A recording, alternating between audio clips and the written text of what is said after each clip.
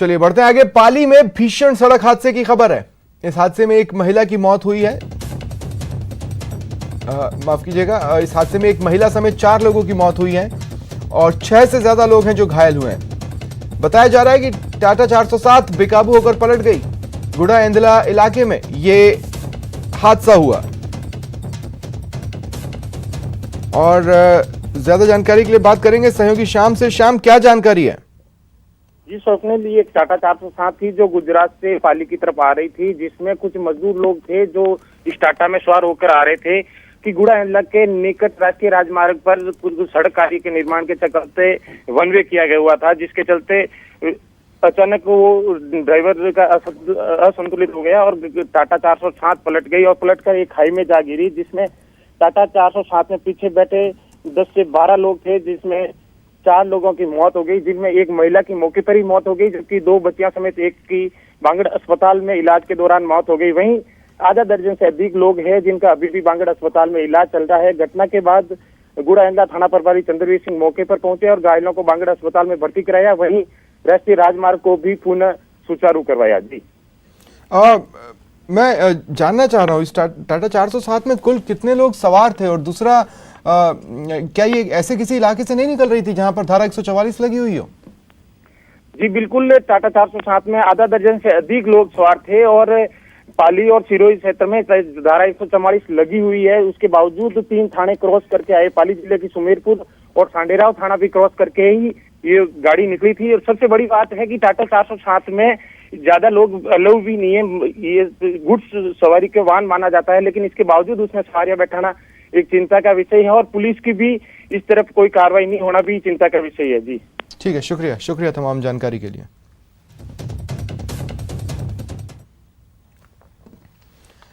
मुंबई में चमत्कार हुआ है। यहां मलबे में दबे एक मासूम को सही सलामत निकाल लिया गया। एनडीआरएफ की टीम ने मलबे में दबे बच्चे की जान बचाई है। अभी तक इस हादसे में 13 लोगों की मौत हो चुकी है, जबकि कई लोग अभी भी मलबे में फंसे हुए हैं, जिनको निकालने के लिए रेस्क्यू ऑपरेशन लगातार जारी है। ये तस्वीरें देखिए आप अपने टीवी स्क्रीन पर, चमत्कार की ये तस्वीरें देखिए जो एक बार फिर ये साबित करती है, जाको राखे साइयां मार सके ना कोई। बेहद छोटा सा ये बच्चा मासूम जो कि मलबे में दबा हुआ था, एक एक पल बेहद कीमती था। कईयों को तो शायद उम्मीद भी नहीं होगी, लेकिन ये बच्चा सकुशल है। आप देख सकते हैं जिस रेस्क्यू टीम ने उसे रेस्क्यू किया वो भी काफी खुश इन तस्वीरों में नजर आ रहे हैं। मासूम बच्चे को रेस्क्यू किया गया, सही सलामत ये निकला है। डरा हुआ जरूर है लेकिन सही सलामत है।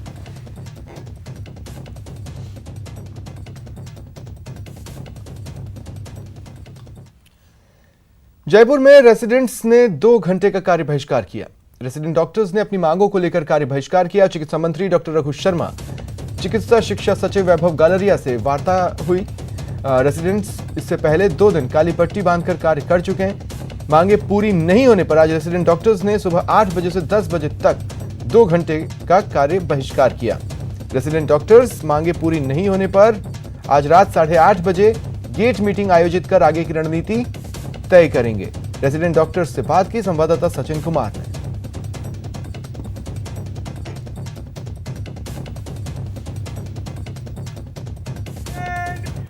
कोरोना काल में अपनी मूलभूत सुविधाओं और अपनी मांगों को लेकर रेजिडेंट डॉक्टर एक बार फिर से आंदोलन की राह पर है। आज 2 घंटे का सांकेतिक कार्य बहिष्कार इन्होंने किया है और ये चेतावनी दी है कि अगर मांगे नहीं मानी गई तो कल से ये हड़ताल पर भी जा सकते हैं। हमारे साथ एसोसिएशन के अध्यक्ष हैं अशोक, उसने उनसे बात कर लेते हैं कि क्या कुछ उनकी मांगे हैं, क्यों उन्होंने कदम उठाया।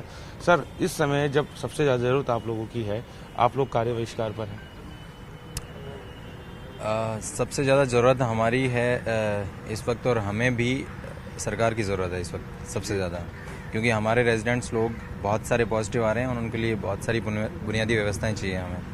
बुनियादी व्यवस्थाओं के अलावा हमारे यहाँ पर कुछ भी मांग नहीं है। सिर्फ रहने, जो पॉजिटिव रेजिडेंट है उनको रहने के लिए बेड मिले, अगर वो उनका सैचुरेशन फॉल होता है तो उनके लिए आईसीयू मिले और प्रॉपर जगह मिले रहने के लिए, और क्वारंटाइन मिले। 3-4 चीज़ें ही है हमारी मांगों में। अच्छा, ड्यूटी रोस्टर को लेकर भी हमारी एक मांग है कि जब से ये कोविड स्टार्ट हुआ है 8 महीने, तब से मेडिसिन और एनेस्थीसिया के रेजिडेंट पूरी अपनी जान लगा के मेहनत कर रहे हैं और लगातार ड्यूटी कर रहे हैं। तो पहले तो इनको क्वारंटाइन मिलता था हर 15 दिन की ड्यूटी के बाद 7 दिन का, लेकिन अभी इनको 15-15 दिन की ड्यूटी के बाद डायरेक्टली वार्ड जाना पड़ रहा है। तो बहुत हेक्टिक होता जा रहा है और मानसिक और स्वास्थ्य दबाव इतना बढ़ गया है उन पे, शारीरिक और मानसिक दबाव, कि वो खुद ढंग से काम कर नहीं पा रहे हैं। सबसे ज़्यादा उनकी ज़रूरत है और वो अगर ढंग से काम नहीं कर पाएंगे तो हम कोरोना से कैसे लड़ पाएंगे। हम कभी भी ऐसा कदम नहीं उठाना चाहते हैं। क्या पिछले 8 महीनों से हम दिन रात सेवा में, मानवता की सेवा में लगे हुए हैं, क्या कभी हमने ऐसा कोई कदम उठाया? इवन इस बार भी हमने पिछले 4 दिनों से हम सरकार के साथ वार्ता में हैं। हमने 4 दिन पहले लेटर दिया था कि ये बेसिक सुविधाएं हमें दी जाए। तब तक कोई ठोस कदम नहीं उठाया गया सरकार से। तब आज जाके हम इस नतीजे पे पहुंचे कि आज 2 घंटे का कार्य बहिष्कार मजबूरन हमें करना पड़ रहा है। किस तरह का कदम आप कल से उठाने जा रहे हैं? कोई चेतावनी आपकी तरफ से है या कोई जो है लास्ट वार्निंग आपने दी है? बिल्कुल, हमारा 2 दिन काले पट्टी से था, आज 2-2 घंटे का कार्य बहिष्कार रहेगा। फिर भी अगर कोई सकारात्मक वार्ता या सकारात्मक कोई ठोस कदम अगर सरकार की तरफ से नहीं आते हैं तो मजबूरन हमें पूर्ण कार्य बहिष्कार पर भी जाना पड़ सकता है। बिल्कुल, क्योंकि हमसे बात करने के लिए आपसे एजेंट एसोसिएशन के पदाधिकारी जो उन्होंने साफ किया कि अगर मांगे अब भी नहीं मानी जाती है तो आने वाले समय में यानी कल से ये एजेंट हड़ताल पर जा सकते हैं डॉक्टर सारे। और अगर ऐसा होता है तो कोरोना काल में सरकार के सामने और उन मरीजों के सामने जो जिंदगी और मौत से लड़ रहे हैं उनके सामने एक बड़ी समस्या खड़ी हो सकती है। कैमरा पर्सन अविनाश के साथ सचिन कुमार, न्यूज़ 18 जयपुर। चलिए बढ़ते हैं आगे। भारत में कोविड-19 संक्रमण के नए मामले रिकॉर्ड तोड़ रहे हैं। कोरोना से सबसे ज्यादा प्रभावित देशों में अमेरिका के बाद भारत दूसरे स्थान पर है। भारत में कोरोना केसेस का आंकड़ा 54 लाख के पार जा चुका है। वहीं अब तक कोरोना की वजह से 86,752 लोग अपनी जान गंवा चुके हैं। बीते 24 घंटे में 86,961 नए केसेस सामने आए। 1,130 लोगों की पिछले 24 घंटे में कोरोना की वजह से मौत हुई है। भारत में अब तक कुल केसेस जो सामने आ चुके हैं वो हैं 54,87,581। इनमें से 10,03,299 एक्टिव केसेस हैं, जबकि 43,96,399 लोग कोरोना फ्री हो चुके हैं।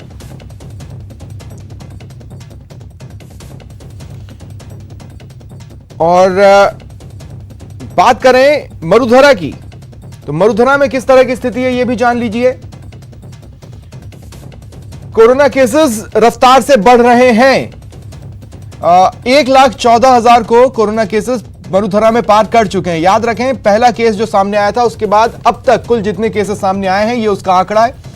इनमें से कुछ लोगों की मौत हुई है, इनमें से कई लोग रिकवर हुए। 1,865 नए केसेस प्रदेश में आए हैं और 14 लोगों की मौत हुई है। 18,000 से ज्यादा फिलहाल प्रदेश में कोरोना के एक्टिव केसेस हैं। वहीं इलाज के बाद 94,174 मरीजों को पूरी तरह ठीक होने पर डिस्चार्ज भी किया गया है।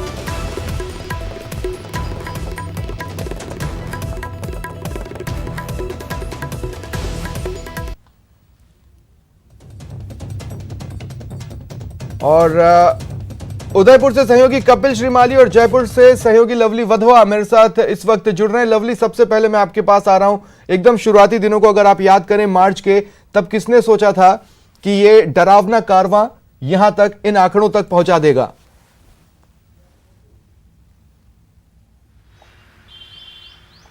देखिए, बिल्कुल आपने सही कहा। मार्च के प्रथम सप्ताह में जब इन तमाम चीज़ों की शुरुआत हुई थी, जब कोरोना का 3 मार्च को पहला जो पेशेंट इटली से आने वाला जो पर्यटक दल था, 2 पेशेंट जो मिले थे हस्बैंड वाइफ, उसके बाद में किसी ने भी ये नहीं सोचा था कि क्या बीमारी होगी, किस तरह से इसकी महामारी का जो ये रूप है, ये बहुत ही भयावह रूप जो है वो राजस्थान के अंदर ले चुकी है।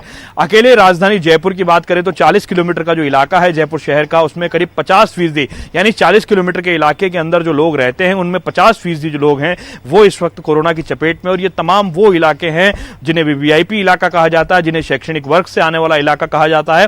ज्यादातर इन्हीं इलाकों के अंदर लोग जो है सोशल डिस्टेंसिंग और मास्क जो को लेकर के लोगों के अंदर जागरूकता की अभी भी बेहद कमी जो है वो देखी जा रही है। लोग आम दिनों की तरह, आम दिनचर्या की तरह लोग नजर आ रहे हैं। धारा 144 का जो असर नजर आना चाहिए था राजधानी जयपुर मुख्यालय पे, वो नजर नहीं आ रहा है। इसमें कहीं ना कहीं प्रशासनिक खामी भी है, पुलिस की खामी भी है, लेकिन लोगों की जो अवेयरनेस है, जो जागरूकता है, उसको लेकर के लोग कितना गंभीर हैं। अस्पताल अस्पतालों के अंदर चाहे सरकार लाख दावे कर रही है, अस्पताल की ओर से बार बार ये कहा जा रहा है कि बेड्स की कमी ना हो जाए, इसलिए बेड्स के लगातार इंतजामात किए जा रहे हैं, ऑक्सीजन वेंटिलेटर्स के इंतजामात किए जा रहे हैं, यानी कुल मिलाकर के मरीजों का जो आंकड़ा है वो लगातार बढ़ रहा है। और जयपुर शहर का रेडियस की अगर हम बात करें तो सड़क पर चलने वाले हर दूसरे आदमी से एक दूसरे को नहीं पता कि ये कौन पॉजिटिव है कौन नेगेटिव है। लेकिन इस कोरोना संक्रमण की महामारी के बीच में जिस तरह से महामारी आई है, एक महीने से लेकर के और विभिन्न जो अलग अलग उम्र के जो लोग हैं, वो तमाम जो लोग हैं वो इस बीमारी की चपेट में आते जा रहे हैं। लोगों को जागरूक होना पड़ेगा, मास्क का उपयोग कंपलसरी करना पड़ेगा, कि जैसा कि बीते दिनों में तमाम चिकित्सकों ने भी कहा है कि जो मास्क है, अगर आप अच्छे मास्क का प्रयोग करते हैं तो वो एक वैक्सीन का रूप में काम करेगा। और आने वाले अगर 15 दिनों तक हम सभी लोग मिलकर के रेगुलर मास्क का उपयोग करें तो शायद इस बीमारी की जो चेन है, इस बीमारी की जो महामारी के जो आंकड़े जो बढ़ते हुए नजर आ रहे हैं, उन्हें रोकने में, उन्हें तोड़ने में हमें कामयाबी हासिल होगी। लेकिन फिलहाल सभी लोगों को साथ आना होगा, केवल सरकार के स्तर पे ही काम करने से काम नहीं चलेगा। स्वप्निल, आप हमें और तमाम लोग हम लोगों को यही बार बार जागरूक कर रहे हैं कि कोरोना महामारी का जो काल है ये बेहद ही दुखदायी काल है, और यही कहा जा रहा है इस वक्त कि अपने परिवार और अपनी सुरक्षा ही इस साल की जो मुख्य रूप से जो एजेंडा होना चाहिए एक परिवार के मुखिया का और परिवार के लोगों का, इस साल अपने और अपने परिवार की सेव का होना चाहिए, जान बचाने का होना चाहिए, क्योंकि जान है। ठीक है लवली, बने रहे मेरे साथ, और सहयोगी कपिल मेरे साथ हैं। कपिल, धीरे धीरे चैलेंजेस बढ़ते जा रहे हैं, हर नया दिन आप चैलेंजेस में 1 या 2 की संख्या में इजाफा ही करता है। उदयपुर में क्या स्थिति है?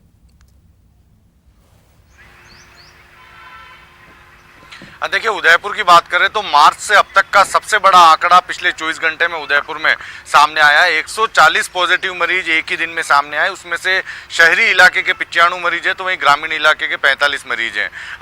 जो संख्या है वो 3487 पहुंच चुकी है, और रिकवर होने वालों की संख्या 2989 है।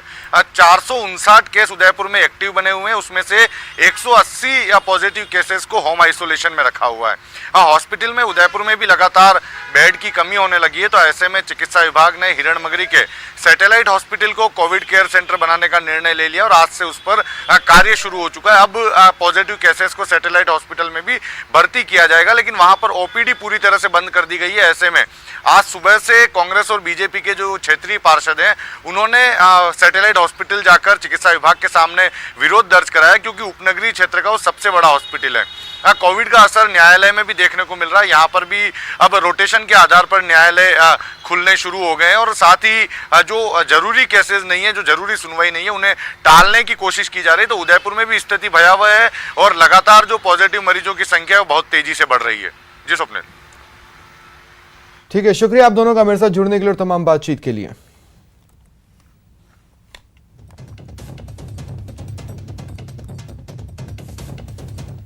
चलिए बढ़ते हैं आगे। पोखरण पुलिस ने कंटेनर का ताला तोड़कर चोरी की वारदात को अंजाम देने वाले 9 आरोपियों को गिरफ्तार किया। इनके पास से चोरी का सामान भी बरामद हुआ है। मामला 18 सितंबर का बताया जा रहा है, जब आरोपियों ने कंटेनर का ताला तोड़कर उसमें से मोबाइल कंपनी का सामान, टूल किट और केबल चुरा लिया था। उसके बाद पुलिस ने जांच शुरू की और इस दौरान यूपी के मुजफ्फरनगर के रहने वाले सन्नी को गिरफ्तार किया। पूछताछ में चोरी की बात उसने स्वीकार की और उसकी निशानदेही पर बाकी आरोपियों को गिरफ्तार किया गया।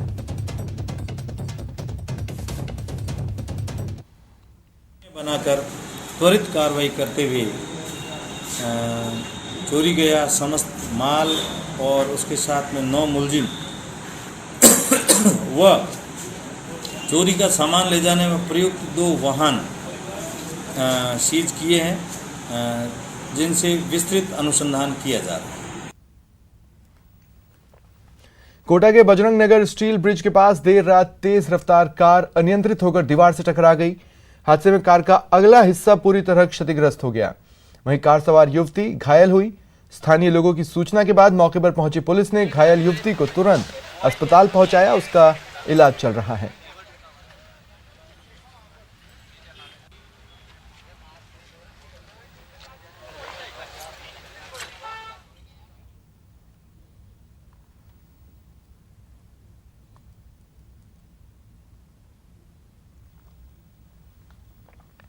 भारत पाकिस्तान के साथ 1971 में के बीच हुए युद्ध में मुख्य भूमिका निभाने वाले T-55 टैंक अब जालोर जिले की शान बढ़ाएंगे।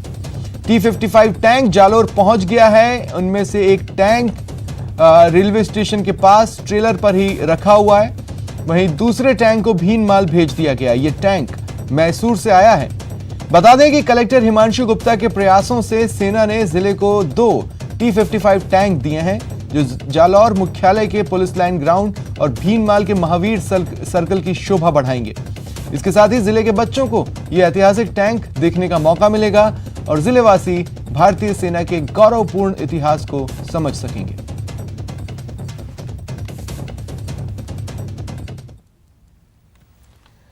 दौसा जेल में सजा काट रहे कैदियों ने अपने हुनर से जमाने को कायल कर दिया है। कैदियों ने अपने हुनर को रोजगार में बदलकर जिंदगी को नए सिरे से जीने की शुरुआत की है। जेल में कैदियों का हुनर को रोजगार में बदला। कैदियों में बदलाव की कहानी।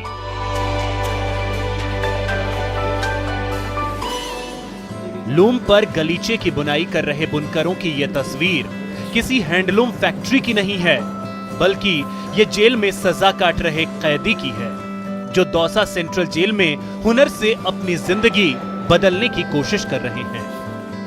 दौसा जेल में जेल प्रशासन द्वारा एक व्यवस्था की गई है, जिसके माध्यम से यहाँ जो कैदी रहते हैं उनको रोजगार प्रोवाइड कराया गया है और रोजगार मिलने से अब ये कैदी अपना परिवार का जीवन यापन जेल में बैठकर जेल में काम करके कर रहे हैं और अपनी जो कला है और अपनी जो कलाकृति है वो इन गलीचों में और दरियों में उकेर रहे हैं और इनके जरिए इनको जीवन यापन भी हो रहा है और आमदनी भी हो रही है। जेल में गलीचा बनाकर रोजगार की राह तलाशने की पहल माजिद नाम के एक हुनरमंद कैदी ने की, तो जेल प्रशासन ने हुनर को रोजगार में बदलने का अवसर दिया, जिससे कैदियों की रोजगार की राह आसान हो गई। यहाँ कैदी अलग अलग डिजाइन के खूबसूरत गलीचे और दरिया बुन रहे हैं और अपने परिवारों की आर्थिक मदद कर रहे हैं। साहब को बोला कि साहब यहाँ पे कारपेट का काम लाए, जिसको हम जानते हैं, तो हमारे साहब जो हैं अंतेश्वर जी इस काम को लेकर आए। हमने इस काम को किया और इससे काफ़ी हमें बेनिफिट हुआ और इस काम से हमें काफ़ी फ़ायदा भी है। जितने भी हम 20-25 आदमी यहाँ पे काम करते हैं, हम सब लोग यहाँ पे बहुत खुश हैं और क्या नाम से अपनी फैमिली का गुजारा चला सकते हैं इस काम से। कोरोना के चलते परिवार की आर्थिक परिस्थिति बहुत ज़्यादा ख़राब हो गई थी। फिर जेल प्रशासन ने हमें गलीचे के उद्योग के बारे में बताया, जिससे हम गलीचे के उद्योग से जुड़े। उससे जुड़ने के बाद में गलीचे के उद्योग से जो भी हम 8-10 हज़ार रुपये महीना यहाँ से कमाते हैं। जेल फिलहाल इतना ही। नमस्कार।